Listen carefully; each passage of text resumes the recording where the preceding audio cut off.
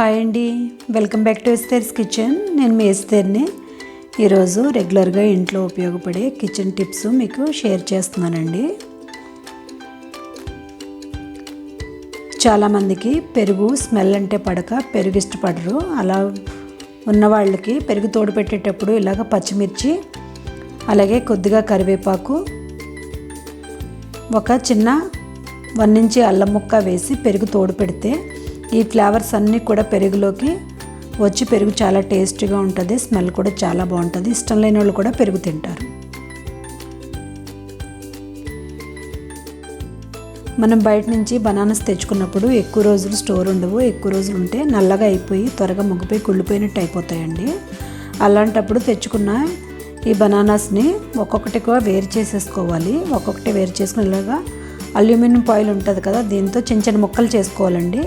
ఇలా చిన్న చిన్న ముక్కల్లా తీసుకుని బనానాకి తొడుమంతా కూడా గాలి తగలకుండా బాగా ఇలా ప్రెస్ చేస్తున్నట్టు జాగ్రత్తగా ఇలా మొత్తం ఒక్కొక్కటి కూడా వేరుగా క్లోజ్ చేసేసుకోవాలి. అన్నీ కలిపి ఒకేసారి కాకుండా ఇలా వేరువేరుగా ఒక్కొక్క బనానా ఇలా చేయడం వల్ల ఎక్కువ రోజులు ఫ్రెష్గా ఉంటాయి.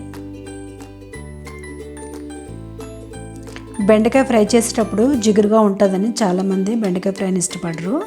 జిగురు లేకుండా ఉండాలంటే 1 టీ స్పూను ఆమ్చూర్ పౌడర్ అండి, డ్రై మ్యాంగో పౌడరు యూజ్ చేయాలి. ఇది వేసుకుని బెండకాయ ఫ్రై చేసుకుంటే జిగురు లేకుండా పొడి పొడిలాడుతూ చాలా టేస్టీగా చాలా టేస్ట్ వస్తుందండి. జిగురు అస్సలు ఉండదు. ఫ్రై కూడా చాలా టేస్టీగా ఉంటుంది.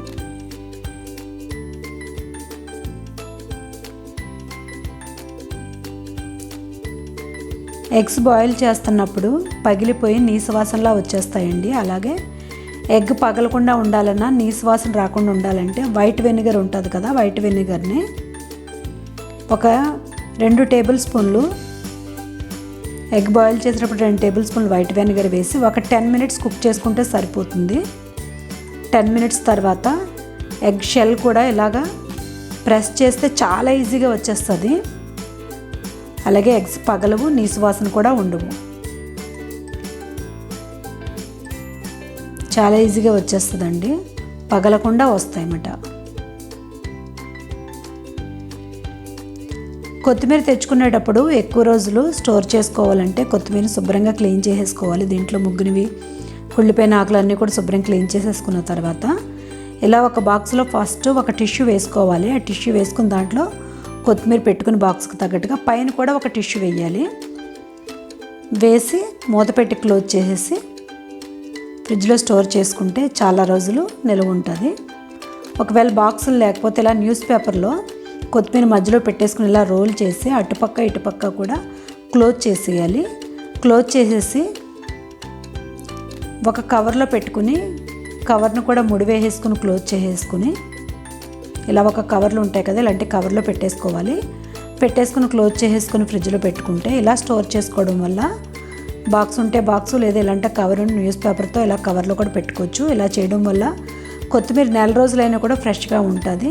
అక్కడక్కడ ముగ్గుతా తప్ప కుళ్ళిపోదు కొత్తిమీర.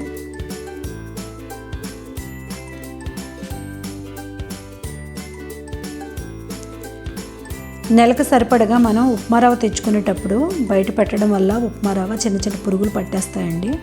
ఆ పురుగులు ఉంటే మనం ఉప్మా చేసుకుని తినలేము. కనుక ఫ్రిడ్జ్లో స్టోర్ చేసుకోవాలి. బయట స్టోర్ చేసుకుంటే 1 వారం రోజులు కూడా ఉండదన్నమాట. ఇది బయటే మనం నెలల తరబడి స్టోర్ చేసుకోవడానికి ఒక నీళ్లు లేకుండా డ్రై కళాయిలో ఇలా ఉప్మా రవ్వ వేసేసుకుని మీడియం ఫ్లేమ్లో పెట్టుకుని లైట్ గోల్డెన్ బ్రౌన్ కలర్ వచ్చే వరకు, అస్సలు పచ్చి ఉండకూడదు, లైట్ గోల్డెన్ బ్రౌన్ కలర్ వచ్చే వరకు కూడా ఫ్రై చేసుకోవాలి. ఫ్రై చేసుకున్న తర్వాత ఇలాగా ఈ వేపుకున్న రవ్వని ఒక పళ్ళెంలో వేసుకుని పూర్తిగా చల్లారే వరకు కూడా చల్లారబెట్టుకోవాలండి. ఇలా పూర్తిగా చల్లారిన తర్వాత ఎయిట్ డబ్బాలో వేసుకుంటే ఎన్ని నెలలైనా సరే పురుగు పట్టదు. నాన్ వెజ్ అయినా వెజ్ అయినా కర్రీస్ చేసేటప్పుడు సాల్ట్ ఎక్కువైందనుకోండి, ఆ సాల్ట్ని మనం తీయలేం కదా.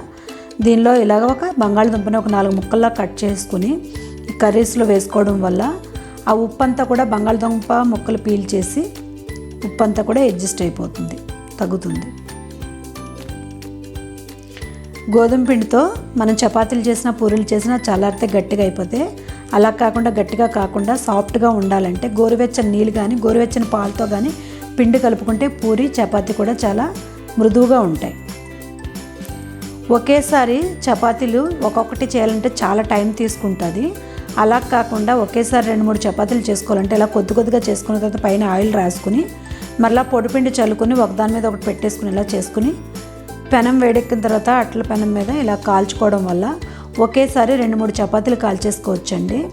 చాలా టైం సేవ్ అవుద్ది. చూసారు కదా, కొంచెం కాలగానే రెండో పక్కకు టర్న్ చేసుకుంటే ఒకేసారి 2-3 చపాతీలు కాల్చేసుకుని సర్వ్ చేసేసుకోవచ్చు. చాలా టైం సేవ్ అవుద్ది.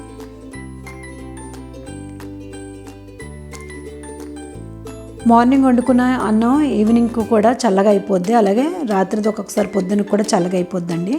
ఈ సీజన్లో అసలు చల్లగా రైస్ ఎవరు తినలేరు. కొంతమంది చల్లగా అసలు తినరు. కనుక వేడన్నమే మనం తినాలనుకున్నప్పుడు అన్నం వేస్ట్ చేయకుండా ఉండాలంటే రైస్కి తగ్గట్టుగా వాటర్ పెట్టుకుని కొంచెంగా వాటర్ బాయిల్ అయిన తర్వాత రైస్ వేసేసుకోవాలి. ఆ రైస్ వేసుకున్న తర్వాత కూడా ఒక పొంగు వచ్చే వరకు కూడా ఆ వాటర్ ఒక పొంగు రావాలంటే ఆ పొంగు వచ్చే వరకు కూడా ఇలా కుక్ చేసుకోవాలి. ఇలా కుక్ చేసుకున్న దాన్ని ఒక స్ట్రైనర్ ఉంటుంది కదా, ఇలాంటి స్ట్రైనర్ పెట్టుకుని దీంతో మనం వార్చుకుంటే అన్నం పొడిపొడిలాడుతూ వేడివేడిగా ఉంటుంది. అప్పటికప్పుడు వండుకున్న రైస్ వల్లే పొడిపొడిలాడుతూ వేడిగా ఉంటుంది రైస్.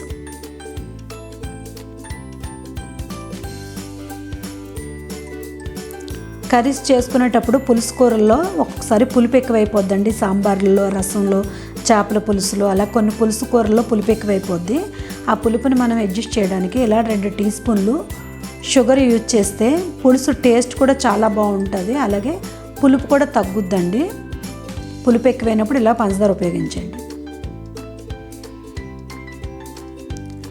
కర్రీస్లో కొన్నిసార్లు మనకు కారం సరిపోదు. చివరిలో కారం వేస్తే స్మెల్ బాగోదండి, కారం వాసన వస్తుంది.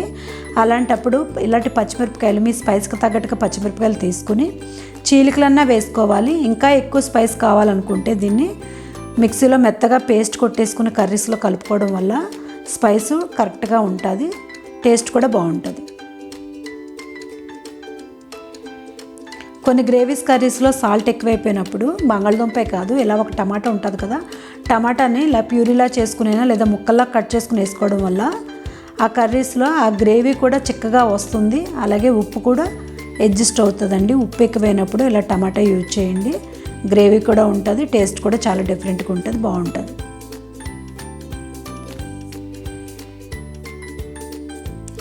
కొన్నిసార్లు కొన్ని రెసిపీస్లో కారం ఎక్కువైపోతే పిల్లలు అస్సలు తినరు. అలాంటప్పుడు ఇలా ఒక లెమన్ తీసుకుని వారికి ఆ స్పైస్ ఎక్కువ ఉన్న స్నాక్ ఐటెం మీద కానీ లేదంటే నాన్ వెజ్ కర్రీ కానీ వెజ్ కర్రీ దేంట్లోనే సరే ఇలా లెమన్ పిండి పెట్టడం వల్ల పిల్లలు చాలా ఇష్టంగా తింటారు, వాళ్ళకి కారం అనిపించదు. అలాగే ఇలా లెమన్ తినడం వల్ల సి విటమిన్ కూడా పుష్కలంగా మనకి బాడీకి అందుతుందండి, డైజెషన్కి కూడా మంచిది.